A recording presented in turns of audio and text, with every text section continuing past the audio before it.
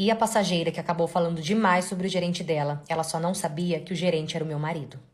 Eu estou trabalhando de Uber tem 1 ano, até que um certo dia eu peguei uma passageira no centro da cidade e levei ela embora para casa. Ela tinha acabado de sair do trabalho.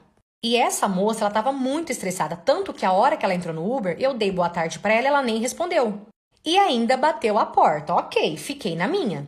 Até que depois de uns 5 minutos, essa moça começou a chorar e ela começou a pedir perdão para mim pela falta de educação dela. Ela falou que ela estava tão nervosa que ela não estava conseguindo enxergar mais nada que estava na frente dela. Falei para ela que tudo bem e ali eu comecei a puxar assunto com ela porque eu fiquei com dó dela. Perguntei para ela se o dia dela, tinha sido ruim e ela respondeu que ultimamente todos os dias dela estavam sendo ruins no trabalho. Ela falou que ela estava doida para pedir as contas, só que ela não podia porque ela tinha uma filha. E ali, conversando com ela, eu perguntei para ela o que estava acontecendo no trabalho, que estava deixando ela tão assim irritada.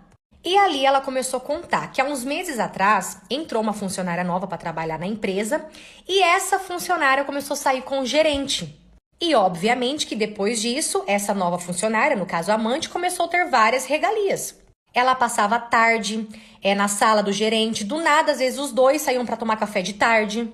Até aí não era um problema dela, começou a se tornar um problema dela quando começou a afetar o trabalho dela. Até porque ela começou a ter que fazer o trabalho dela e da amante também. Ou seja, enquanto essa amante estava lá dando, ela estava fazendo o trabalho dela.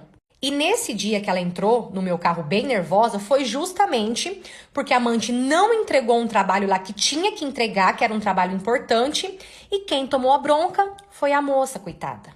E ela ainda conta que ela tomou bronca na frente de todo mundo. Ou seja, ela estava extremamente irritada e com razão.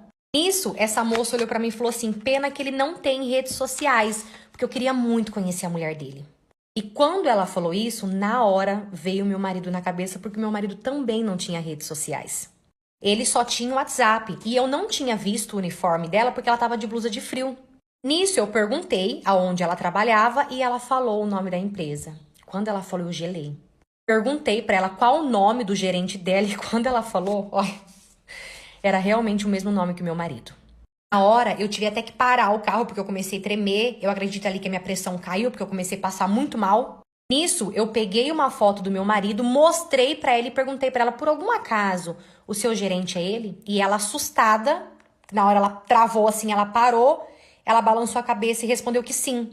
E ali, eu revelei pra ela que ele era o meu marido. Coitada, aí que ela começou a chorar mesmo. Parte 2. Quando eu revelei pra ela que ele era o meu marido, aí que ela começou a chorar mesmo. Ela ficou morrendo de medo de perder o emprego, de eu falar sobre ela. Então ali eu acalmei ela e falei pra ela ficar tranquila, que eu jamais falaria algo sobre ela ou tocaria no nome dela. Levei ela embora e aquele dia eu até parei de trabalhar, não consegui trabalhar mais e fui pra casa. E assim que eu cheguei em casa, chamei ele, sentei com ele ali na mesa da cozinha, olhei pra ele e perguntei pra ele quem era a mulher com quem ele estava me traindo. Na hora, ele arregalou os olhos assim e disse que não estava entendendo.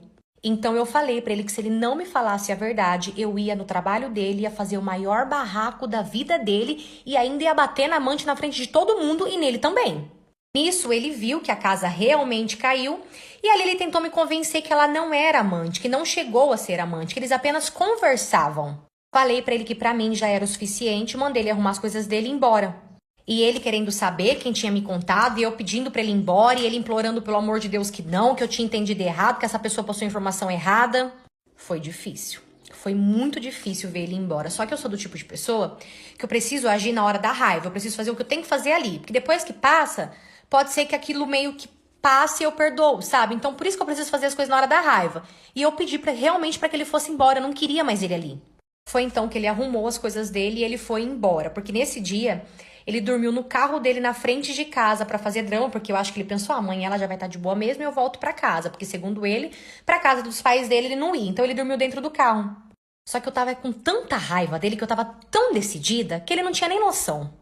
No dia seguinte ele foi trabalhar e eu fui atrás do chefe dele. O patrão dele tem uma advocacia no centro da cidade, ele é advogado. Então eu fui direto no escritório dele. Cheguei lá e eu contei tudo. tudo pra ele. Contei que ele tava humilhando o funcionário por causa da amante, que ele tava dando regalias pra amante, que ele saía de tarde em horário de trabalho pra tomar cafezinho com a amante, que tinha dia que a amante passava o dia inteiro na sala dele enquanto outros funcionários estavam se ferrando pra fazer o trabalho dela. Cara, eu falei tudo.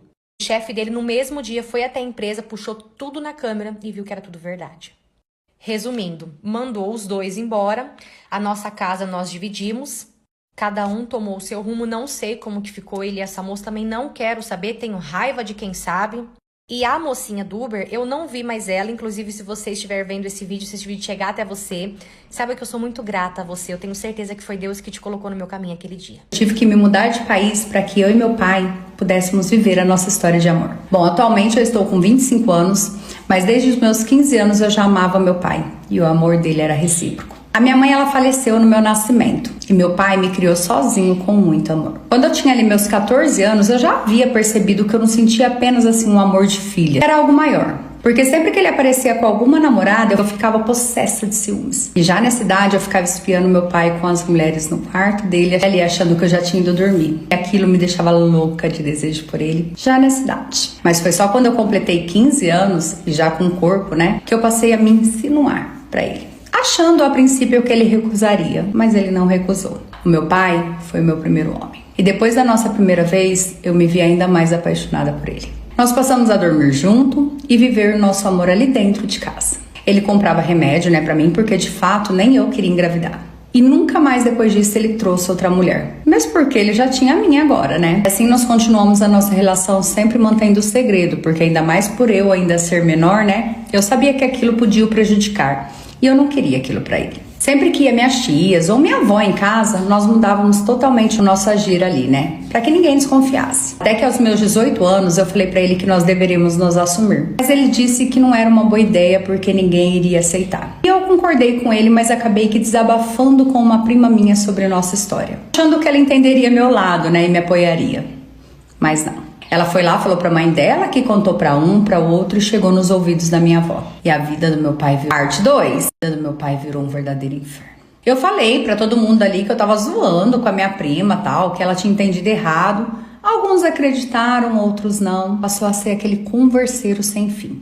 Inclusive, nós não éramos nem chamados mais pra nada da família porque falavam que era bizarro. Tentaram, inclusive, denunciar o meu pai, mas eu desmenti. E foi quando, assim, após 7 meses vivendo esse verdadeiro caos, meu pai começou a ir atrás pra gente fazer a nossa cidadania italiana. E recomeçarmos, né? Porque nós éramos descendentes também de italiano. E foi quase 1 ano ali de todo esse processo, mas graças a Deus deu tudo certo. Nesse meio tempo, ele aproveitou ali pra vender algumas coisas, inclusive a nossa casa, e levantar um bom dinheiro pra gente ficar bem lá. E nos mudamos sem olhar pra trás. E hoje, não ligamos para o que a família pensa. Estamos há 4 anos morando na Itália e vivendo o nosso amor aqui nesse lugar com tantos lugares lindos. Embora viemos para cá como pai e filha, aqui ninguém sabe disso e nós podemos viver como um casal. Ele cortou relação até com a minha avó, né? Que é a mãe da minha mãe falecida. Já que minha avó, por parte dele, já faleceu há tempos. Eu estou prestes a terminar a minha faculdade aqui e nós estávamos conversando sobre filhos, porque assim, ele não quer e eu sinceramente também não tenho esse desejo. Até mesmo porque eu penso que um filho só vem atrapalhar essa história linda que nós estamos vivendo. E hoje eu trouxe a minha história, mesmo sabendo que para muitos isso pode ser algo de outro mundo, mas eu não penso assim. Eu acho que todos devem viver o amor da forma e com quem achar que tenha que ser. Com certeza, nós termos saído do Brasil foi a melhor opção que nós fizemos, porque hoje nós somos felizes juntos.